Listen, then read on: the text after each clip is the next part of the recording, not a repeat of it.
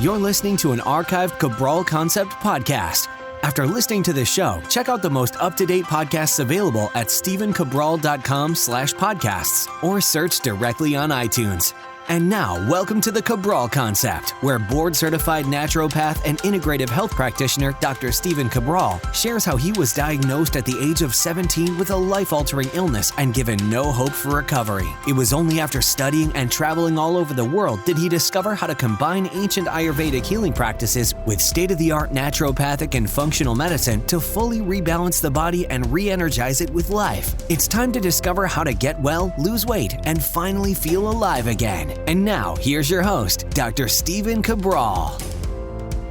Wellness and Weight Loss Wednesday episode, and that is on how stress, the adrenals, and the HPA axis actually cause swelling and inflammation and water retention in the body. Now, this is a follow-up because I got quite a few questions after episode 1481 last week on how the body breaks down under stress. Literally showing you how we age, how we get disease because of stress. So I hope that you tuned in to episode 1481. If you didn't, please check it out after this show. Easy to get to all these shows. It's just my name, stephencabral.com/ and then the podcast number, in this case, 1481. Now, today's show, all the notes will be at stephencabral.com/1489. So this is extremely important because there are so many people out there that are not necessarily, they're not holding as much body fat as you would think. So when I say they're not holding as much body fat as you would think, a lot of people, maybe from inside of the health and wellness-based industry, you're saying, oh, you're giving people an out. You're telling people they're not carrying the body fat they really are. But yes, I actually am doing that in a way. And I'm doing that because there is way more to weight loss than telling people to eat less and exercise more. Because by eating less and exercising more after a degree, it actually makes you a whole lot worse. Why? Because it puts you in more of a survival-based situation. You are telling your body there's a lot of work to do. That's the exercise, manual labor. Your body doesn't know. And you're also telling it there's not a lot of food. Okay, so there's a lot of work to do and there's not a lot of food. So your body is under stress. By definition, it's in a survival-based state. Not enough food to keep up with demand. And I really want our industry to grasp this. Because here's what happens. As the body becomes more stressed, and I'm not going to go through exactly how that happens, that was on episode 1481, but our body begins to produce more stress hormones. Let's just call them norepinephrine and cortisol, okay? We'll talk about one other one today, which is important. But what happens is this. The body actually begins to retain sodium. Okay, so you say, okay, no big deal. Like, why does that matter? Well, when your body retains sodium, it holds water with it. So I want to go back to that. Your body under stress produces the two main hormones that we spoke about before from the adrenals. We have the norepinephrine, we have cortisol, but there's one more, and it's called a mineral corticoid. We don't talk about those as much, but this one's aldosterone. Some people call it aldosterone. Doesn't really matter what it's called. But here's what happens. It actually tells your body, specifically the kidneys, to retain more sodium. And it begins to then excrete potassium. Sodium and potassium are the yin and the yang, right? So when you look at the human body, potassium is typically inside of the cell. That's a really good thing. I'm going to share with you why that matters. Potassium is typically inside the cell for the most part, and sodium is for the most part outside of the cell. It's in the what's called extracellular milieu. You don't need to know what any of this means, but basically your cells bathe in a fluid, and the fluid provides it nutrition, and the fluid also takes its waste, and it moves it through the lymphatic system, and then we get it out of our body through urine, through stool, or through sweat, and sometimes huffing it off as well through the lungs.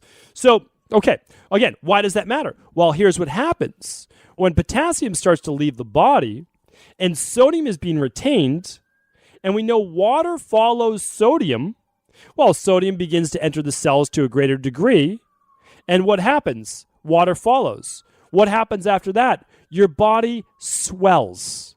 It retains more water. I tell people you're often holding 10 extra pounds of toxic water weight. I did a show on this. I would love you to check out the show on toxic water weights. I'll see if my team can embed that also at stephencabral.com/1489. That's today's show notes. And then, of course, you can always find all the back shows at stephencabral.com/podcast, and you can just search in the search box. But toxic water weight is exactly what I spoke about. There's toxins, but there's also sodium retention. I'll go over the sodium part today. Okay, this is what makes your body look puffy and almost inflamed. This is why we can see very little muscle definition a lot of the time. Sometimes there's no doubt about it. There's body fat there. I'm not saying that that's not possible. What I am saying is, though, stress can cause water retention around the belly, in the face, around the hips, around the ankles. Here's an example of it. Perfect example. You go out to dinner one night and you have a really salty meal. The next morning, your rings don't fit on or your fingers feel swollen, right? Or your eyes feel swollen. That's excess sodium right there. That's excess sodium. You took an extra salt that you typically wouldn't do when you're out to dinner. It might be like 2,000 milligrams, 3,000 milligrams, something crazy, just at one meal. And then all of a sudden, your body held water. It held that water. You started to feel more thirsty. Why? Your body needs more water to flush out all the sodium. So here's the thing. You wake up, you feel more swollen. Same thing. But now think about it on a daily basis, because it's not as egregious as that one big meal. This is slowly filling up the rain barrel, right? So that's what we want to look at. That is why helping people lose weight has also to do with calming the HPA axis. And again, this is such an important topic, because we can't get mad at our clients if they're not losing weight, yet they're following the diet plan 90+%, right? 90%. They don't have to be 100, 90%. And they're moving their body 10,000 steps a day. They're getting in some of their resistance training, some of their cardio. If you are doing that more days than not, and you're following your nutrition 9 out of 10 meals, you'll lose weight. And if you don't, then there's something beyond diet and exercise. And that's what we need to look at, things like stress, okay? Here's what else can happen, though, with stress. Stress can also cause something called estrogen dominance. We'll try to embed that show today as well. So if you can head over to episode 1489, you want to check out estrogen dominance. Estrogen dominance, I can't begin to tell you the number of women suffering from estrogen dominance. Because when their bodies are under stress, they stop making, or they stop having, the best way to say this is they stop having active form of progesterone in the body. Now, I don't mean that there's none. What I mean is that there are lower levels, not optimal levels of progesterone. So they have progesterone, it's just not optimal. Meaning like it's not at the amount needed in order to balance estrogen. Now remember, I just said sodium, potassium, or the yin and the yang, right? They're partners. You need both. I mean, your heart will stop pumping without sodium, potassium. Your cells, believe it or not, that have their own osmotic pump will stop pumping without sodium, potassium. Okay, women need both estrogen and progesterone. Men need estrogen, progesterone as well, just not for a menstrual-based cycle. So the first half of a woman's cycle is typically estrogen, is on the higher side of estrogen. Well, that's supposed to be that way, okay? And then on the back end of the cycle, the luteal-based phase, it should be higher in progesterone than estrogen.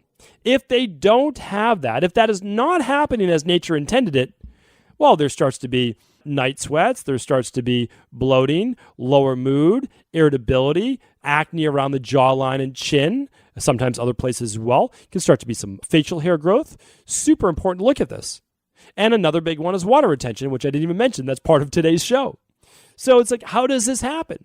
Well, this happens when the body's producing more stress hormones. The body's in more of a survival-based state. It starts to tug on the amount of actual progesterone that's usable. And that makes sense because progesterone is a precursor to cortisol, and it is one way in which the body can begin to switch the metabolism of the body. So when we talk about metabolism and stress hormones, we also talk about stress hormones really shutting down thyroid, really lowering the metabolic rate. Well, if we slow the metabolic rate and we begin to slow the certain systems of the body, well, eventually, if we lower progesterone along enough time, a woman will begin to lose her menstrual cycle. And this is what happens during high stress as well. It's one of the reasons why there is so much infertility. And that's why I want us to really bring this topic to the forefront, because it's one way to heal. It really is. This is one way to heal. So, but it's a major way. It really is. I consider this to be the core. And with thyroid, Well, we know that when there's lower levels of thyroid, so again, norepinephrine will block TSH to T4 conversion, and we know that cortisol, which is called the glucocorticoid, will actually block T3 conversion or convert it to reverse T3, which is essentially unusable thyroid hormone. So now we have a lowering of thyroid. Well, if we have a lowering of thyroid, we have a swelling of the body with water weight again. We have fat gain, and we have really an inability to burn more calories, right? We've lowered our metabolic rate, but not because there's something obviously wrong with the thyroid now, but if we peel back the onion one more layer to really get to a deeper root cause, we're looking at stress and HPA axis or adrenal-based issues. Really, really important to look at that factor as well. Again, I've done shows on thyroid and adrenal before in the past. Love you to check out those. But another big one, just one more that I want to share with you is this. And that is when we produce more and more stress hormones in the body, we dysregulate our body's ability to utilize glucose. Here's why. We start to manufacture some of our own more endogenous glucose. So here's what that means. And I love sharing this with people because we have so many people on low-carb diets. What happens is this. A lower-carb diet is another form of stress on the body. That's the truth. You're telling your body, oh, we're missing a macronutrient in nature. Nature took away all of our root vegetables. It took away all of our fruit. And now we're left with just protein and fats. That's a stress on the body. Trust me, it's a stress on the body in the long term. It really is. Your body can deal with it for 2 weeks, 3 weeks, 4 weeks, 6 weeks. After that, you will start to see in many people a lowering of thyroid hormone. And we see it every day in our practice. Again, we are a clinical-based practice, and it doesn't mean that we're special or anything like that. It just means that we lab test. So when we lab test, we get to see what's really happening on these diets in the real world. So when people go keto for too long, well, especially in women, we start to see those lowering of thyroid hormones. And again, you don't have to believe me. Nobody has to believe me. I'm not asking you to believe me. I'm saying this is what the research says, but also you can lab test. Like you can find this out on a stress, mood, and metabolism test, also called a thyroid adrenal hormone. Again, run this with your favorite local practitioner if they specialize in this. Run this with an integrative health practitioner. Run it at equilibriumnutrition.com, wherever you want to, but you will see these results. There's no doubt about it. Like that's what you want to look for. Okay, so now let's go back to the glucose just for a moment though. If the body's under stress, even if you're eating no carbs, I want to repeat this, that your body can make its own endogenous forms of glucose. Okay, so it breaks down stored glucose, which is called glycogen. How do you do that? Well, it's stored in the liver. Typically, there's 90 to 120 grams of glucose. That's a lot of sugar. That's a good amount. And for most people, it will take 2 days to 3 days to really deplete that, right? That's why typically you can get into ketosis within a day. There's no doubt about it by just doing some exercise that depletes it. But most people, it takes a couple days to get into ketosis because you need to use up that stored liver glycogen. Anyway, we won't get too deep into that today. But as a fail-safe, if your body needs it, it can still get glucose even if it's broken down its liver glycogen by taking the protein that you eat in your diet and actually using that to make glucose as well. So there's no escaping that. Okay, now there's one more way.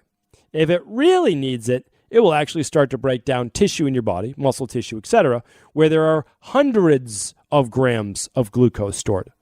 And so you will actually start to lose muscle mass. That is not good for long-term metabolism. Sure, in the short term, you're burning body fat, you're even losing some muscle, so your body's looking thinner. Well, next thing you know, the hair's thinning, the skin's thinning, nails are thinning, starting to get more wrinkles, starting to age at a much more rapid rate, starting to feel like the hormones are lowering, and starting to feel less energetic, more brain fog. Why? Your body is literally eating itself to survive, and it will do that. Because it knows that there's a hierarchy. It has to stay alive. It has to keep the blood at a certain homeostasis, which is why testing your blood needs to be done annually, but it's pretty much the worst way to test your body for what's going on. Because your blood is only off if there's real serious issues in your body. That's why please don't wait for something to be off in your blood. Still test your blood work, absolutely, every single year. Just had mine run about 3 weeks ago, 4 weeks ago. Run it, absolutely. I run mine twice a year. Okay, just to be safe. I just look to catch things, that's all. But here's the thing. It's not going to tell you about cortisol. It's not worthwhile. It's not going to tell you what it is over 24 hours. It's not going to tell you about estrogen dominance unless you were to run on day 19, 20, 21 of your cycle and also run it fasted first thing in the morning. So, I mean, again, like these things are very important to look at for sure. And the last thing I'll say about the glucose and glycogen issue as well is that when you're under a tremendous amount of stress, your body has a much more difficult time of taking that glucose that you eat from carbohydrates or that your body is making because of stress internally and getting into the cells where it needs to go. And the reason is we become more insulin desensitized. That's not a good thing. We want to be insulin sensitized. That means when our pancreas is producing insulin, and the insulin is the key to unlock the cells to allow glucose to enter, it doesn't do that. And so what happens is we start to produce more and more insulin. We can start to add more body fat around the middle. But also what happens is this. Insulin can start to inflame the immune system. So we now create more white blood cells and immune cells in the body. And when this happens, immune cells, think about getting hit in the arm or getting an injury or even getting a bug bite or anything like that. Well, we start to what? We start to swell a little bit. Start to hold a little bit more water in that area. Now think about systemic-based inflammation. That means over the entire body. Think about your whole body being a little bit more puffy. You can start to see, again, that this is all interconnected. And that if we can start to really begin to look at stress as a major culprit in why we can't lose the weight and why we have difficulty taking it off or maintaining it, we begin to understand that there are levels to this. And once we realize that this goes way beyond diet and exercise, we start to then have a little bit more empathy maybe for our clients or our friends or our loved ones that don't have the same body type maybe as us, or they're under greater stress and they're having a much more difficult time taking the weight off. That's why you can't just look at someone and say, oh, they need to clean up their diet. They need to exercise more. How do you know? I know many people that work with personal trainers, good ones too, many people that go to the gym, many people that are eating salads, and they're plateaued. They can't lose the weight. So is that person not trying hard enough? No, they are. They're trying way harder than the majority of the world, and most likely harder than a lot of people listening to this podcast. And yet they're stuck. They're frustrated and they're suffering because they keep reading that they just need to be following this diet or this workout or that workout. Now, don't get me wrong. If you need to lose weight and you're eating, 2,200, 2,400 calories a day, we probably need to take that back. Now, again, I'm basing this off a person that might be 5'6", 180 pounds or so. We don't need as much macros. Now, we need a lot of micros. Okay, we need a lot of those vitamins, a lot of those minerals, a lot of those amino acids. We need that because we want the body to be overnourished in terms of micronutrients. But it has enough stored body fat. We need to tap into it. So we need to have a balanced diet, but we also need to begin to look at gut health and specifically today, stress. So if your body is stressed, it is going to be in more of a survival-based state, more of that sympathetic nervous system dominance. And if your body's in that state, we have to understand it is trying to protect you. I know it makes absolutely no sense, but it's trying to protect you. It's saying that there is famine, there is drought, there is war, there is hard times, and we need to make sure that we lower your metabolic rate. And we're going to lower it, and we're going to keep lowering it the more stressed that you are, because we want you to be able to survive. Remember, your body, one goal, survival. That's what it needs. It's not looking to keep you happy necessarily. It's looking to survive. You need to keep you happy. But your body, it wants to survive. That's its job. So it will begin to break down bone to pull calcium into your bloodstream. It will break down muscle tissue. It will break down organ tissue. Whatever it needs to do. It will sacrifice in the short term in order to maintain homeostasis. And last week we spoke about allostasis, right? Allostasis is what your body does under stress. Homeostasis is how your body maintains equilibrium. Okay? So once we start to look at this more in depth, I think, again, we have more empathy with other people. But if you're the one that needs to lose the weight, if you're the one that needs to take off the extra 20, 30, 50, 100 pounds, we need to begin to say, yes, diet and exercise come first. But after that, hormones, stress, glucose metabolism, thermogenesis, all the things that we talk about in the fat-losity-based system. It is a way to understand how the body works and rebalances itself. Now, Fatlocity might not be the right system for you. I just recommend reading about the 5 factors that cause overall weight gain and weight loss. You can you can just go to fatlocity.com to check it out. But I want to move on past that for a moment because I also want to share with you one more fact about this, is that the change does not happen overnight. That's why I need to be able to be honest with you. The change doesn't happen overnight, but you will see it happen within about 6 to 12 weeks. And that's not that long. So you'll start to begin to get stress in order. And sometimes that can honestly happen. So I shouldn't say that. I don't want to put the nocebo effect in your head. It could happen within about 21 days. We do see that sometimes, right? We see that on a functional medicine detox. We see that with getting more sleep. We see that with meditation programs. So no doubt about it. I mean, lifestyle is a big part of this. But if you stick with this and you maintain a healthy diet, healthy amount of exercise, you're not overdoing it, and you actually begin to work on your stress, I really believe you'll see a return to a body that is one that you'd be a lot happier with. You're certainly going to have more energy. Your mood will be a lot better, and you're not going to be puffy. You're not going to be swollen. Now, you still might have to lose some of the body fat. That's okay. That's all right. But your skin's not going to be tight. You're not going to be retaining all of that water, right? That's one of the big things that we hear a lot in our practice. Like, my skin feels tight, or it feels like I'm really swollen today. It feels like I'm holding a lot of water. If that's you right now, I really want you to make sure that you've really understood this podcast. Please do feel free to go back to listen to this again, to go back to my previous ones on estrogen dominance, on how the adrenals affect thyroid, and you can go back and also listen to the HPA axis and how your body breaks down under stress on episode 1481. I really want to help you with this. So if I can answer any questions, you can ask them right at cabralsupportgroup.com. That's our free Facebook group. You could also leave a comment on Instagram on today's post. Just my name, Stephen Cabral. You can email support@equilibriumnutrition.com. Just please let us know how we can help. This is an important topic, and I've just worked with too many people now, and I know how frustrated they are and how frustrating it can be for people to tell you that you just need to be doing this diet or this exercise plan, when really it can go so much deeper for so many people. So thank you so much for tuning into the show. Of course, if someone needs to hear this show, please do feel free to share it with them, and hopefully we can serve them as well in the future. All right. Take care, everyone. I'll talk with you tomorrow. Before you go, I wanted to ask you this question. What if I could teach you in just a couple of hours how to transform your thyroid, hormones, adrenal, cholesterol, blood pressure, blood sugar, weight loss, energy, mood, brain, pregnancy, anti-aging, or many other health-related issues? After 20 years in private practice, after seeing and overseeing 250,000 client appointments, I sincerely feel I have the real-world data and have found the answer you've been searching for. So what I've done is spent hundreds of hours of my own time refining what you need to know in order to uncover your underlying root cause health issues and then begin to rebalance the body and bring it back to a state of robust health and wellness. I'm going to teach you exactly what I do in my private practice so you can understand how you got here and now what you need to do in order to heal. You'll receive all of the important success checklists, protocols, and even ways to customize it to make the program fit your busy life. And you'll get all of this at a fraction of the price.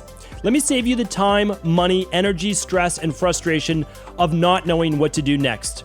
Instead of reading dozens of books on the topic and seeing multiple practitioners, I will condense everything that you need to know in just a few hours of video tutorials that you can watch and listen to anywhere. Together, we will make this healing process an enjoyable one that you can take with you for the rest of your life. I wish you all of the best of health and happiness, and I hope to be able to guide you on your healing journey through my Health Results Accelerators. Simply choose the health imbalance you're currently suffering from, and by the end of today, you'll know what went wrong and how to get well again. I guarantee it. For details, head over now to stephencabral.com/courses.